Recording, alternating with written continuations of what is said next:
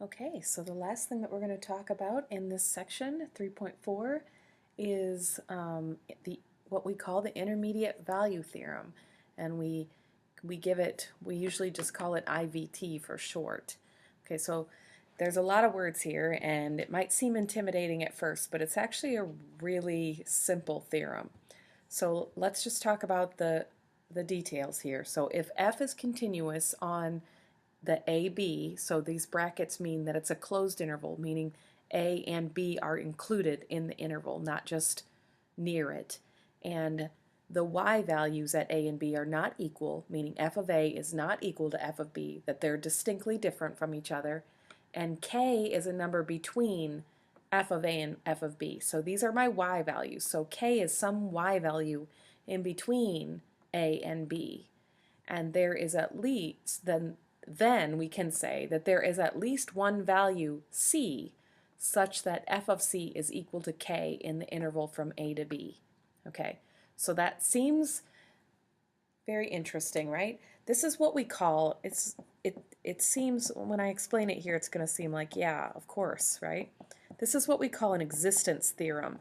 And at this point, the things that we can do with this existence theorem aren't really that interesting, but it's really very important. This theorem is really important when you get into upper level math, because this existence theorem is actually used in the proof of a lot of the things that we currently use, all the rules that we know.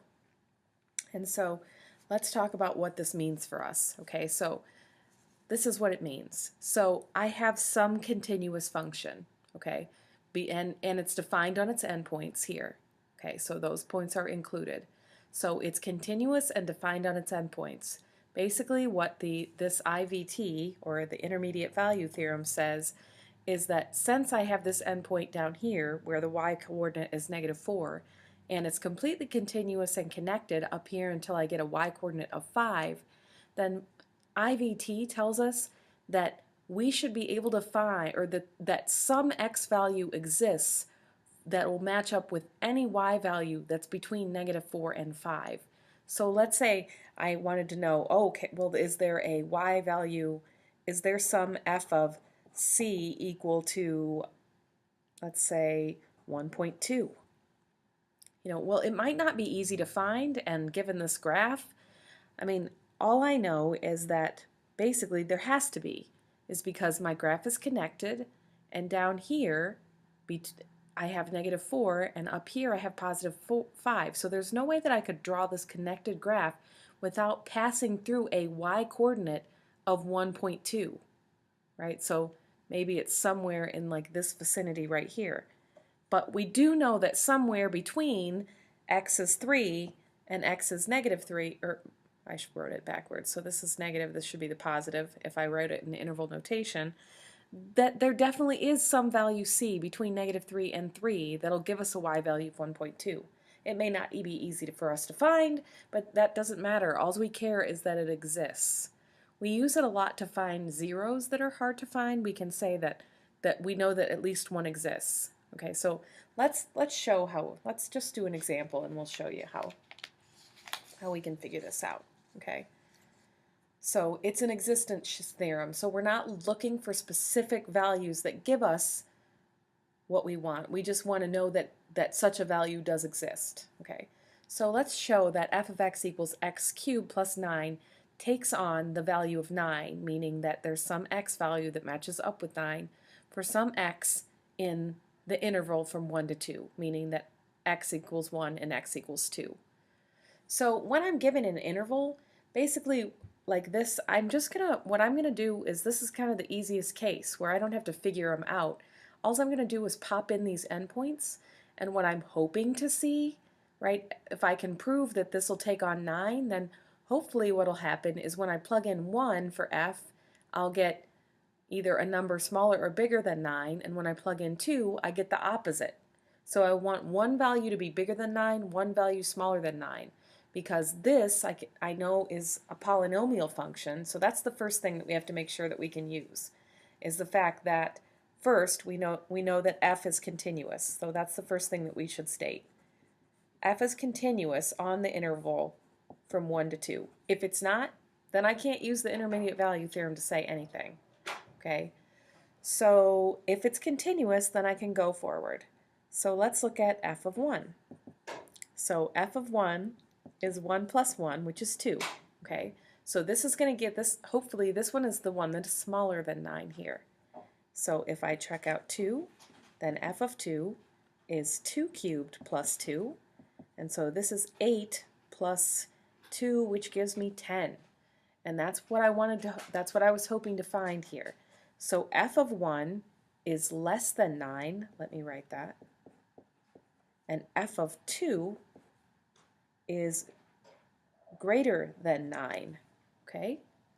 So what that means for us is this completely continuous, that means that in the interval from 1 to 2, there is some c such that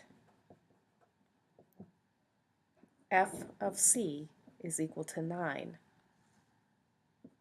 And this is by intermediate value theorem. So there's a couple things I need to state here. 1, that it's continuous. 2, I need to show that 1 is above and 1 is below. It wouldn't have mattered if it was the opposite way, as long as I know they're connected and one's bigger and one's smaller.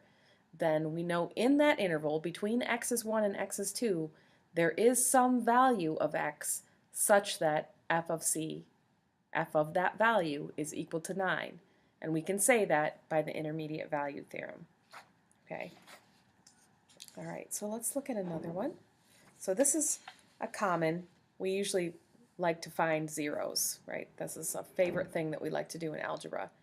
And so this one I'm not given a specific interval, so this one I'm going to have to work a little bit harder with. So I want to show that f of x equals x cubed plus x minus 1 has a 0. Okay, so we could try, right? We know the rational root test, right? And so basically the only rational roots that we could come up with would be 1 and negative 1, because our p over q, right, there's my leading coefficient is 1, and the only thing I can make 1 is 1 and 1, 1 and negative 1. So basically my rational roots only have this. And so let me just pop them in here real quick and show that neither one of these, right, so this, I'm going to show really quickly that this doesn't have a rational root. So if I plug in positive 1, then I get 1 plus 1, which is 2 minus 1. That's not 0, so 1 is out. If I try negative 1, then I'm going to get negative 1 cubed, which is negative 1, minus another 1, minus another 1, and this gives me negative 3. Okay, so if this gives me negative 3, then that means that neither 1 or negative 1 is a rational 0. So that means that I'm going to have to do a little more work. Okay, so I'm going to try to figure out where my 0 is to begin with. So I'm looking for an x-coordinate, one that'll give me 1 bigger than 0, and one that'll give me a y-coordinate that's smaller than 0. So I think f of 0 is an obvious first kind of choice. If I plug in f of 0, that's going to give me negative 1.